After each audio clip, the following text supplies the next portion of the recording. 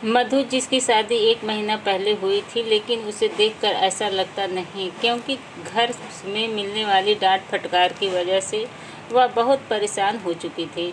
इस बार वह किसी को बता भी नहीं सकती थी, लेकिन उसकी सबसे बड़ी हमदर्द कोई और नहीं बल्कि उसकी सास थी। वैसे तो कई बार सास को सही नहीं माना जाता है, लेकिन इस बार मधु की सास ने उसका बखूबी साथ दिया। एक दिन मधु खाना बना रही थी। मधु का पति सुमित, तुमने खाना बनाना सीखा भी है या नहीं? कोई भी खाना सही से नहीं बना पाती हो, एकदम स्वाद नहीं आता है। शर्मा जी की पत्नी को देखो, एक से एक डिश बना लेती है। मधु, क्या कमी रह गई है खाने में?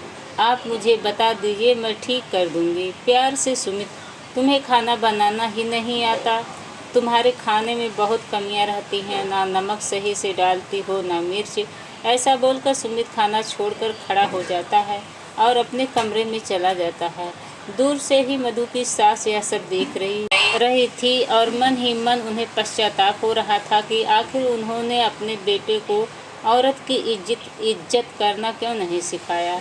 लगभग 1 हफ्ते बाद रात को सुमित और उसके पापा बैठकर ड्रिंक करते हैं, जिसे देखकर माँ कहती है, आप लोग क्या कर रहे हैं?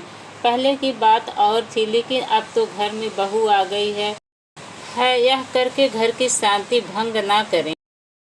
सुमित के पापा गुस्सा करते हुए, तुम्हें कौन सा घर संभालना आता है कि तुम चली घर की जिम्मेदारी उठाने? चुपचाप यहाँ से चली जाओ।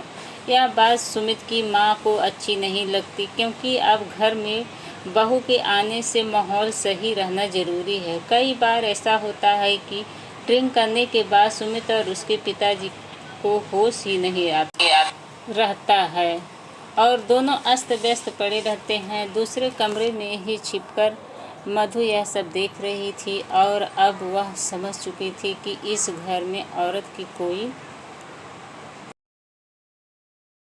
मधु, देखिए मम्मी जी, मैंने भी देखा है कि पापा जी का व्यवहार आपके प्रति बिल्कुल अच्छा नहीं है और वह सुमित का व्यवहार भी मेरे प्रति सही नहीं है। इसीलिए मैंने आपसे यह बात की है, क्योंकि मुझे ऐसा ही लगता है कि इस घर में औरत की कोई इज्जत नहीं है। दोनों बातें कर रही होती हैं कि उसी समय सुमित और उसके पिताजी घर में बड़ा सा सोफ़ा लेकर आते हैं, जिसे देखकर सास कहती है, अरे आप यह क्या लेकर आ गए? हमारे घर में तो पहले से ही सोफ़ा रखा हुआ था और एक नया सोफ़ा लेकर आए हैं, वह भी इतना बड़ा। सुमित के पिताजी, तुमसे किसी ने पूछा है क्या? इसके बाद सुमित और पिताजी दोनों मिलकर सोफे को हाल में सेट करने लगते हैं, जिसे देखकर मधु सास से कहती है, देखो मम्मी जी, मैं यही तो कह रही थी, हम चाहे उनके लिए कुछ भी कर ले, लेकिन कभी भी इनके दिल में हमारे लिए इज्जत नहीं हो पाएगी, क्योंकि वह कभी भी हमें खुद के बराबर समझते ही नहीं हैं। मधु की सास अब समझ चुकी थी कि मधु क्या बात करना चाहती है। मधु की सास को अपना समय याद आ गया, जब वह नई बहू बनकर आई थी और तभी उनकी सास ने भी उन्हें ताना मारते हुए कहा था कि पता नहीं यह कैसे हमारे घर संभालेगी, इसे तो कोई काम करना आता ही नहीं है, माँ बाप ने इसे ऐसे ही भेज दिया है। हालांकि मधु की सास पढ़ी लिखी थी और शादी के पहले वह कहीं टीचिंग करती थी, लेकिन शादी के बाद उनकी नौकरी छुड़वा दी गई और तभी से उन्होंने सोचा था कि जब भी उनके घर में उनकी बहू आएगी तो उसके साथ कभी भी गलत व्यवहार नहीं होने देगी। मधु भी पढ़ी लिखी है, उसने भी बीएड किया है। अगर वह चाहे तो नौकरी कर सकती है, लेकिन उसको अच्छी तरीके से पता है कि ससुर और सुमित कभी भी मधु को नौकरी करने नहीं देंगे। मधु भी रोज़ के झगड़ों से तंग आ चुकी थी। वह सुमित के लिए कितना भी अच्छा काम क्यों ना कर ले, कभी भी वह खुश नहीं होती और हमेशा उसकी तुलना अपने दोस्तों की पत्नियों से करता है। वह छुप के रोया करती, लेकिन अपनी परेशानी ज़्यादा किसी को नहीं बताती।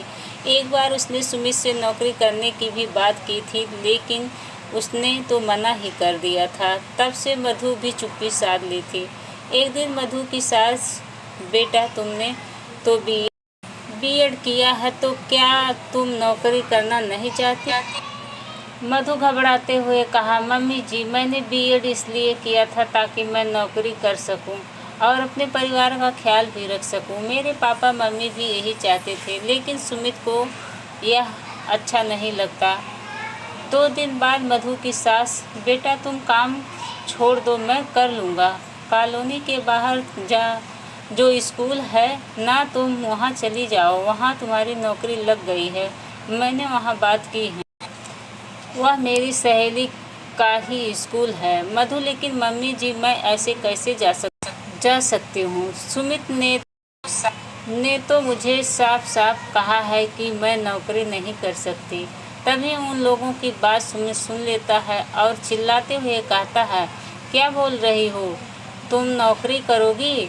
मधु जी, ओ मम्मी जी। सुमित, क्या मम्मी जी? बिना मुझसे पूछे?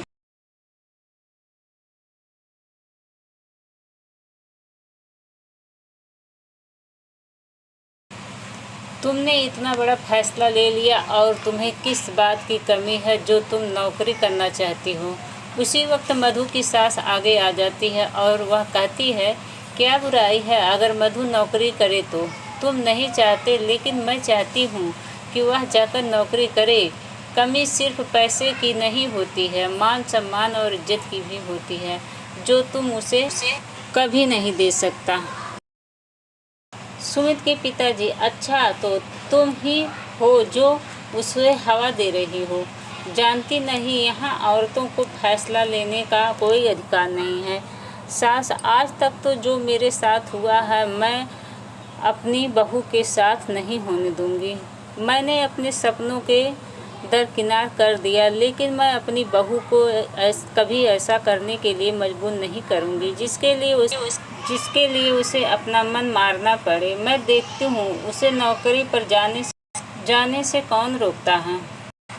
और मधु नौकरी करने लगी और उसके अंदर आत्मविश्वास पैदा हो गया। धीरे धीरे उसके पास पैसे आने लगे, जिसको वह अपनी सास को देने लगी, क्योंकि आखिरकार सास की वजह से ही वह नौकरी कर सकी। कुछ ही दिनों के बाद सुमित का बिजनेस सही तरीके से नहीं चल रहा था, जिससे वह परेशान रहने लगा और उसकी परेशानी की वजह से वह खाना भी नहीं खाता था। मधु घर आकर तरह तरह के पकवान बनाती, लेकिन सुमित का मन नहीं लग रहा था। एक दिन सुमित ने मधु से कहा, मैंने हमेशा तुम्हारा अपमान किया है, कभी भी तुम्हारा साथ नहीं दिया है, इसलिए आज मेरे साथ ऐसा हो रहा है कि अब मेरा काम ठप हो चुका है। समझ में नहीं आता है कि कैसे घर संभालूं। बस उसी समय सुमित की माँ पैसे लेकर आती हैं और उन्हें सुमित को दे देती है। यह वही पैसे होते हैं जो मधु अपनी सैलरी के रूप अपनी सास को देती है, जिसे देखकर सुमित की आंखें में आंसू आ जाते हैं और सुमित के पिताजी भी भावुक हो जाते हैं। पिताजी, सुमित की माँ, तुम भी कभी नौकरी करना चाहती थी, लेकिन मैंने कभी साथ नहीं दिया और आज वही सब मैंने अपने बेटे को भी दिखलाया, लेकिन तुम्हारी बदौलत हमारी बहू आज अपने पैरों पर खड़ी है और हमारे लिए मेहनत कर रही है, जो वह कर सकती है। मुझे अपनी बहू पर गर्व है। मधु, मुझे तो इस बात की खुशी है कि आज आप दोनों की नज़रों में मेरी और मम्मी जी की भी इज्जत बराबर से हो रही है, जिसके हम हकदार हैं। पिताजी, हाँ बाबू, तुमने और तुम्हारी सास ने हमेशा घर की परिस्थितियों के अनुसार खुद को ढाल लिया है, लेकिन हमने तुम्हें कभी भी सही नहीं माना। हो सके तो हम दोनों को माफ़ कर देना। ऐसा सुनते ही मधु की आंखों में आंसू आ जाते हैं और अब वह खुशी खुशी खाना परोसने लगती है, क्योंकि आज उसने सभी के पसंद का खाना बनाया है और दिल से वह बोझ उतर चुका है, जिसकी वजह से वह परेशान थी।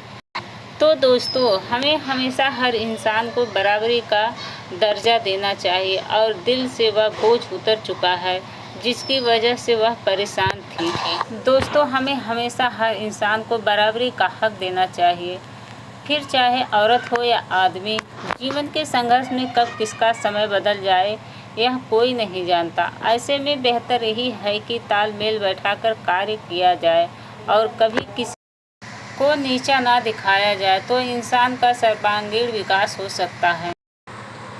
तो दोस्तों, यह कहानी आप लोगों को कैसी लगी? अगर कहानी अच्छी लगी होगी तो लाइक कीजिएगा, और अगर अभी तक हमारे चैनल को सब्सक्राइब नहीं किया है तो प्लीज़ हमारे चैनल को सब्सक्राइब कीजिएगा, जिससे हमारी हर कहानी आप तक आसानी से पहुंच जाए। धन्यवाद। Bye bye.